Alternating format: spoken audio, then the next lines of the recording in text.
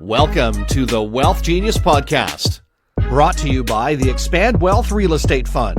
Expand your wealth by investing in apartment buildings.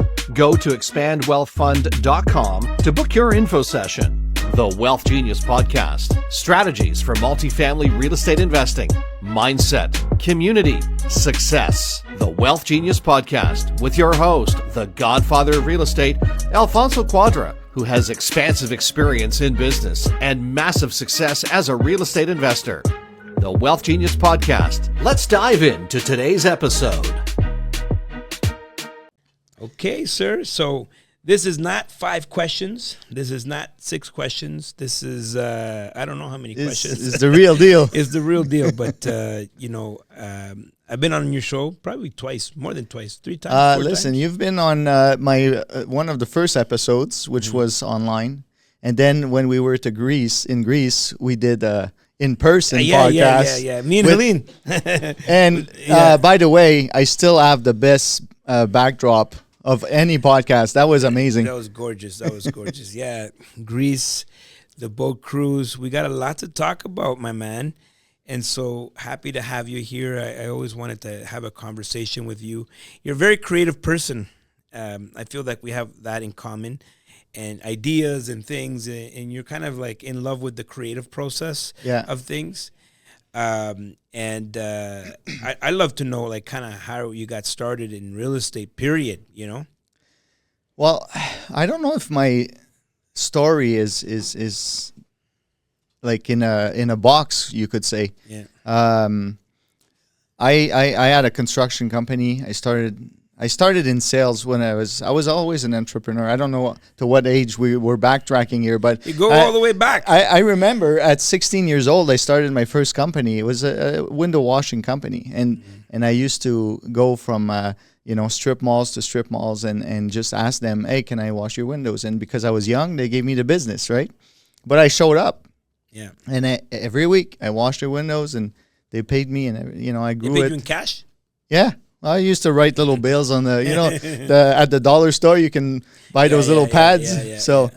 And then I wanted more of a real job. So I started working, did sales for a long time until 26, I think. I started, I was fed up, and I remember that time I got into trouble in a sales meeting in New York. Yeah. Went a little too hard one night at a sales meeting. What kind of sales? Oh, man. I did chemical sales. I did software sales. I did computer work for, like, I was selling online to businesses in the U.S. So I did both online and in person. And it was always, fun to...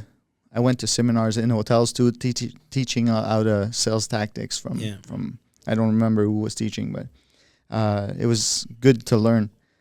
And anyways, at one point, decided to quit, and I didn't have a job. I had a wife that stayed home with the kids, and I quit. And I said, I gotta make some money for next week. So I started cleaning gutters. Company. Used to go around. Back then it was no Facebook, or it was just barely starting, and I printed some flyers and went door to door and put them everywhere. I sent some in the mail too, and got calls. And from gutter cleaning, they were asking me, well, there's a leak at the end of my gutter, can you fix it? Sure, no problem.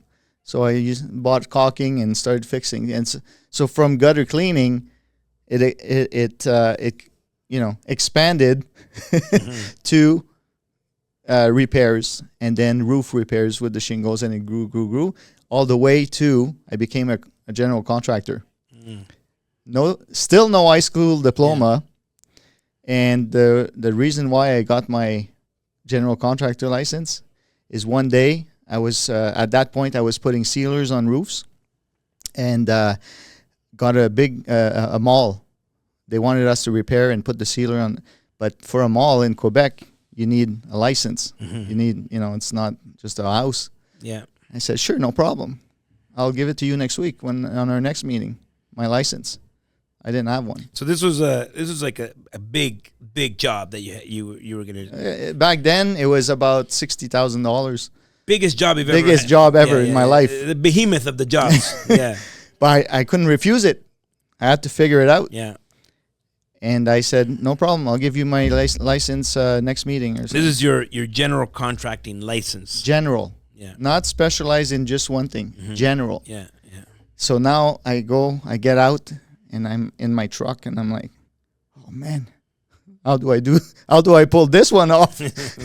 So I called schools that prepares you for those tests. Man, I studied like I never studied before. And about, I think 2 weeks later, I went to write the exams at the government. I passed all of them except one, and I had a chance to I think it was the human resources one. I rewrote it, and I passed, and I had my license. In 1 week? In a matter of about 2 weeks. Well, in 2 weeks.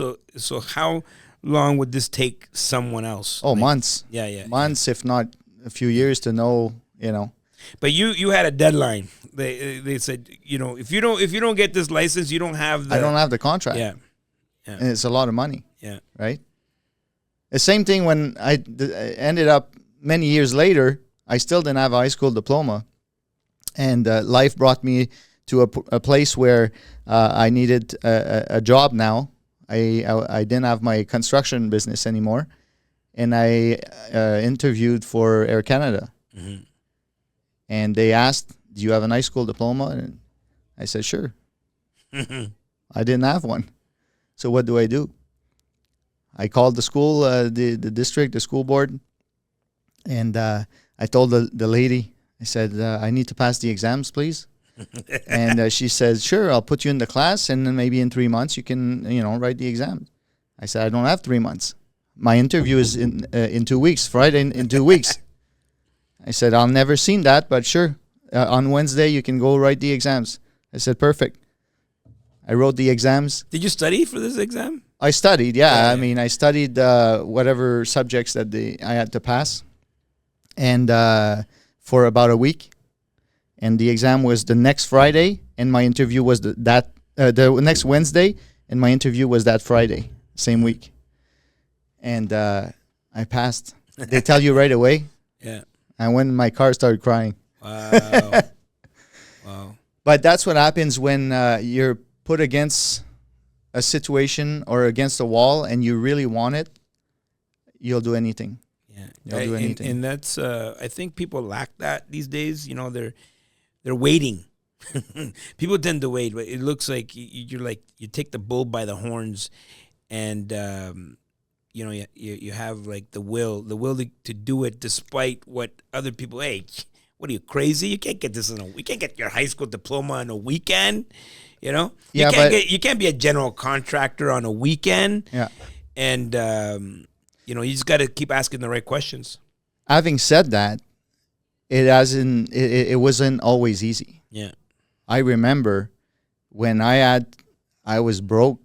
I had lost my construction company, made some bad decisions, hired the wrong people, and I had nothing. I was working like for cash, whatever job I could get.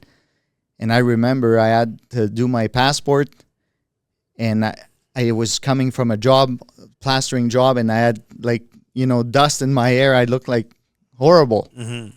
And I was down at the barrel, at the bottom of the barrel. Before I said, okay, now I'm going to apply for Air Canada, for example, in that instance. And at that point, I needed that job because I was fed up of the situation I was in. So I had to do it. Mm-hmm. Now you work. Someone would say you work so hard for that job. Now you left the job, and now you're all in again. I'm all in again. But here's the thing, and this is something I strongly believe. Mm-hmm. First of all, I was always in my heart an entrepreneur. Mm-hmm. I'm not made to work for someone. Yeah, I worked for some people because of maybe I needed to learn stuff, life. People tell you, get a job, you'll be comfortable. When I was younger, that's why I got the first few jobs. Mm-hmm. People society are set in that aspect. But in my heart, I was always an entrepreneur. So I needed that job at Air Canada. Not to go into too many personal details, but I was in a rough spot in my life before I got that job. And I couldn't have responsibilities under my name anymore. I just needed to do a job that clock in, clock out, and for my mental state. Yeah. And that served me. I was there for almost 10 years. But at some point, it doesn't serve me anymore. So why are you going to stick in a situation where you're not happy? Go after your dreams. Go after what fulfills you. And that's what I did last year. And that's how we connected. Oh. And when I hear your story and I see how we met, I mean, you must have messaged me like here. I'm like, you were like you're like, you got to come to know about this boat cruise that I got going. I wanted you. First of all, it was an idea of mine with that I met my now business partner Alex on this, and on a cruise. Where did this idea come from? The real estate summit at sea, real estate investor summit at sea. So I was on a cruise. I love cruises. So I was on a cruise for leisure with my now fiance. Congratulations. And we met another couple on that cruise. Started talking. He organized group cruise. I was starting to invest in real estate, and he was a broker also for a real estate broker. And then we started talking, and it was like talking. It would be great to organize, a summit just for real estate investors. And I haven't really heard of it when I talked about it with him. Not in Canada. I don't think I've seen any kind of cruise. I mean, I was doing retreats. I love doing retreats, and the way we structured it, maybe we'll talk about it after. The way we structured it has never been done, right?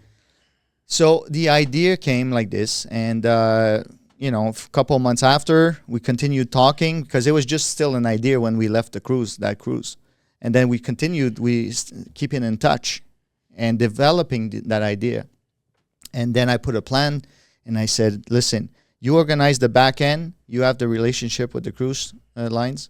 I'll take care of the speakers and the people. I got connections all across Canada. So I started to look at who the biggest people, the speakers, and who had communities. And then I had a few that I knew, but I didn't know you at that time. And then you popped up on social media, right? And I said, I gotta get this guy on. I gotta get him on the cruise. So you're right.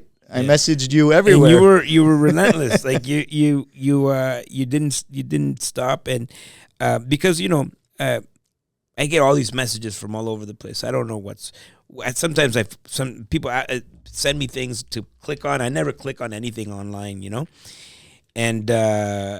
But the idea, I like adventure, I like fun, and the idea that you had of this cruise was intriguing, right? And I've never been on a cruise, so your event actually, broke my cherry, and popped my cherry. Sorry, did I say break the cherry? No, pop my cherry. That break the cherry. Yeah, don't break it. But it popped my cherry in terms of cruises, and I see the appeal. Helene, I don't know if she's sold. She's getting hooked slowly. We gotta get her on the Havana side of things. Yeah. But this idea, and the first one was an absolute success in my opinion. And leading up to that, what are some of the things that you had to overcome? Because I know what it's like to do business, like events, and not everything goes as planned. No. Let me tell you a few there was a lot of hurdles from different sides, from the cruise line sides, from my side of organizing with the speakers, and I'll tell you from the cruise lines, if you don't hit certain numbers, they'll move you to another room, or they'll just won't give you any rooms, right? Wow. Because there's other activities. Unless you charter the whole ship, it's a different story. But until you're big enough to do that, you got to hit certain numbers. So we got moved around, and even to the last minute where we had printed our programs, and they moved us, and we had to pull some strings for them to put us back where where we were originally. So that worked out, but we worked hard on the cruise line side. On the organizational side with speakers and attendees, I had to cancel some speakers. They canceled because they couldn't make it no more. Then how do you organize this? How do you put a program that people are going to want to attend those sessions? Because, not every investors, it's their first event or first conference. So how many times does someone wants to hear about land development? If he's been to 15 conferences, what's one more? So you got to keep it interesting to attract investors to keep coming back, or at least attend. It's a new product. Nobody knows me. Yeah. Nobody knows who the Summit at Sea is. Yeah. So we had to work on that, and then no budget. So how do you market? How do you attract people, right? It's a new thing that we're taking off the ground. So we did social media and things like that. But you really need to believe in what you're doing, and just go all in, like I did all my life. What was your favorite part about the conference that or the cruise rather that you weren't expecting? I know you got engaged on the event. So I would say that was pretty good. She said yes. She said yes. Yeah. But other than that, I'll tell you. First of all, I think it went pretty much almost, except a few tweaks, flawless. So that made me really happy. But what really, really made me happy, it was at the end when we made our offer for the next year, because it's a yearly event. We were 60 investors the first year, which is really good. Well, 40 out of 60 rebooked for next year. Nice. So that means we must have did something right. And it's fun. And it was fun. A lot of fun. So the next one, what's the date of the next one? The next one leaves out of Miami, February 14. And my friend, this is going to be special because we're going to paradise. Nice. We're going to the ABCs of the Caribbeans: Aruba, Bonaire, and Curaçao. Nice. And we got 4 days of conference. Next year, we're giving more free time. We got some feedbacks from the people that were there the last event. And they want more activities, more networking. So we're cutting the conferences a little bit to only 3 hours. The first day is a full day, and then the other 3 days, it's 10 to 1. And then we're going to have team building activities. We're going to explore the ship together, have some drinks, have some fun, and network. Because that was one of the first reason why I decided to put this together. Because I'm a big networking guy. And we need more networking. To achieve in real estate the relationships you need to be successful, to get in partnerships with other people so they can lend you hundreds, if not hundreds of thousands of dollars. You gotta build these relationships. Yeah. Nobody's gonna sign you a big check if they just shook your hand and you look pretty. So that's it. What's February 14. Valentine's Day. Valentine's Day. Mi amor. No, hey, listen, I just saved you about $25. You don't need to buy flowers. Just bring her on the cruise. Okay, good. That's exactly what I'm doing. So, and then where can they get tickets? How do they? We're gonna put a lot of the information in the show notes, but. So our website is reiat@sea.com. So reiat@sea.com. And all the information will be there. The packages are all there. You just pick the type of cabin you want. And then the prices are on the website. The prices are all tax included on the website. It's Canadian prices, really good prices. And it includes your event ticket, your cruise fare, the food for the week, and certain beverages, the basic beverage that the cruise line gives as well. Word of advice for people that are thinking of going on this cruise, I'll tell you right now, go there early. You know, that's what I would say. That's what we did. Helene and I, we showed up like a couple of days, 4 days early, and the next day flights got canceled. Yeah. You know, and some people had to meet us at Mexico. Yeah. And because they were panicked. And don't plan the thing, like leave yourself some room for, you know. Listen, it's better to spend $200 or $300 extra on hotel nights. Yeah, and Miami's nice. We had a great time in Miami. We hung out in Miami. Explore the city. Yeah, we had have a good fun. time. Yeah. So, but definitely do not come in on the same day that the cruise departs. It's a big no-no. So come and network, build relationships that last. Come hang out. I'm going to be there. I'm looking forward to that, and that will be my second cruise. And I got a special activity for you this year. Okay. So just so people know, and Helene knows this already, he was trying to get me up in the thingy. I'm like, nah, bro, that's not happening. Hey, what did Alfonso teach you about me? I never give up. That's good. So look, my brother, thank you for stopping by. I wanted to give you the opportunity to share all about yourself and this event, and I feel that this cruise is going to continue to grow. I want to leave the audience with something inspirational. So, what's a mantra? What's a quote that you live by? It's hard to give one, but from what I've lived in my life is never underestimate yourself and always believe in yourself. Mm-hmm. Whatever's in between, what's going to happen is going to happen. Yeah. But if you love yourself and you believe in yourself and you have a dream, go after it. Because the only person who can stop you is yourself. Love it. Well, there you go. Mario, mon ami, from the Belle Provence. Look, that's the show. Alfonso loves you, and we'll see you all at the top. Woo!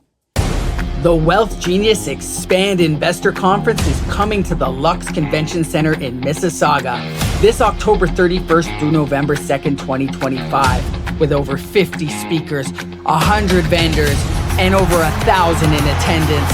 This is the premier real estate investor conference that you do not want to miss. Hosted by the godfather of real estate, Alfonso Quadra. Expand Investor Conference, October 31st through November 2nd, 2025. Get your tickets at eventbrite.ca, and we'll see you at the top.